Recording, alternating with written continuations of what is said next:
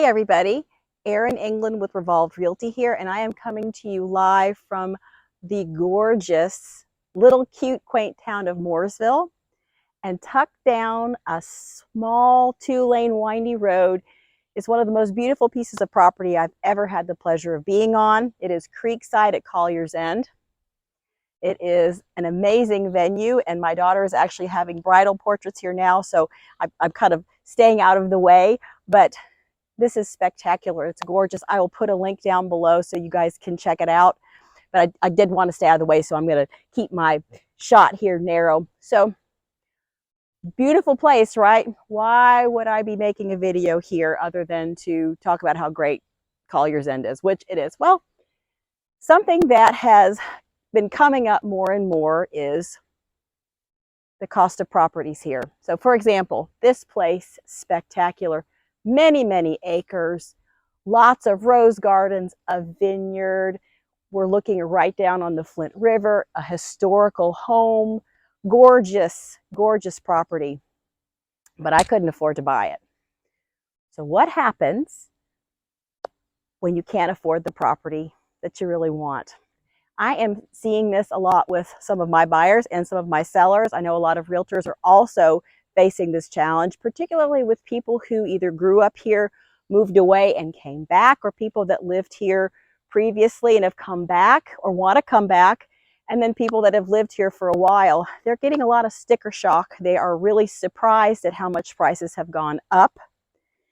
And so let's talk about what we can do about that. So this is a little bit of a springboard off my video from yesterday talking about the housing bubble and how I really don't think there's going to be one, and how prices are coming down a little bit, but I do mean a little bit. So for example, if you have an $850,000 house, sometimes you'll see price reductions of $50,000. Is that a lot? Sure it is, but the percentage of that total price that it's coming down is pretty small. So if properties are coming down in price very much, it's usually only a small percentage of the original offer price. So I know a lot of people are kind of taking that I'm going to wait and see approach, thinking that next year, early part of the year, property prices are going to come down some more.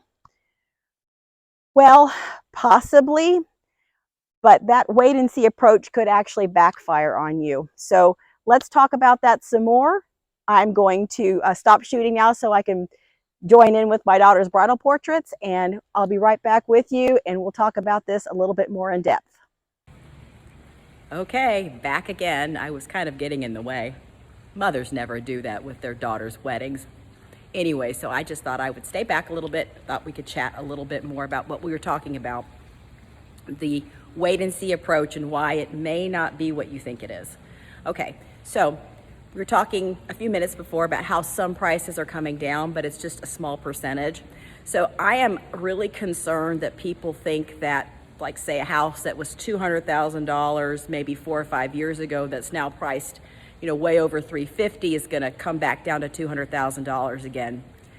I don't see that happening. I think that prices, if they do come down, are going to continue to be small, incremental price reductions. Properties that are in that really affordable price range of even $400,000 and down, but certainly $350,000 and down. If they come down in price at all, it'll be a small amount. So thinking that holding out, you're going to see property drop $100,000 and be, what you want it to be finally, I don't see that happening. And here's the risk also.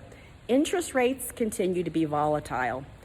Next year, rates might be even higher. So you may be playing the double jeopardy of that property that you think you want is not the price range you want it to be in, and now you're paying higher rates, even more so than you are today. So I would really caution against that. Properties that were, $100,000, $150,000, $200,000 cheaper when you were here before or a few years ago, I don't see them ever going back down to that price range again. So what do you do? I mean, I understand. I don't want to spend a lot of money for something that I don't want either. So that's when you need to, number one, if you have not been pre-approved for a loan, get pre-approved for a loan. You need to know what your budget is. Then you need to find a realtor that's going to listen to you. You need to tell that realtor what you need in a house, what you want in a house, and what you would love to have in a house. Those three things: must have, would like, would love. Give that list to your realtor with your budget. Have them see what's out there in your budget. And hey, if they can find that house for you in your price range, ding, ding, ding, put a saddle on that unicorn and ride it away. Seriously. But if not, then you're going to have to do a list of pros and cons about buying versus continuing to rent. So basically, that's going to be a very individualized decision. Pros and cons. There are a lot of pros to owning a house, even if it's not your dream house at the time, versus renting. Of course, renting gives you flexibility. You're not locked into that property, and the landlord should maintain the property for you. Should. That's a discussion for another day. Versus home ownership. There are tax benefits and financial benefits to home ownership, so you need to weigh those out. So say you're just not finding the house you want. You find something that might be close. Ask yourself, do I have the wherewithal, or am I willing to put some sweat equity into that house to maybe make it more of what I want, increase the value, and maybe sell it for a profit at some point and then buy what I really want, versus just not wanting to settle? Those are all questions you need to ask yourself. And as a realtor, it's my job to give you the best information possible, not just tell you what you want to hear, to help you make a really good decision. So that's my thoughts on it. Of course, if I can help you in any way with your home purchasing, please let me know.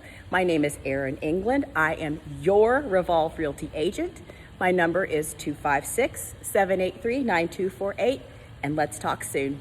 Bye, y'all.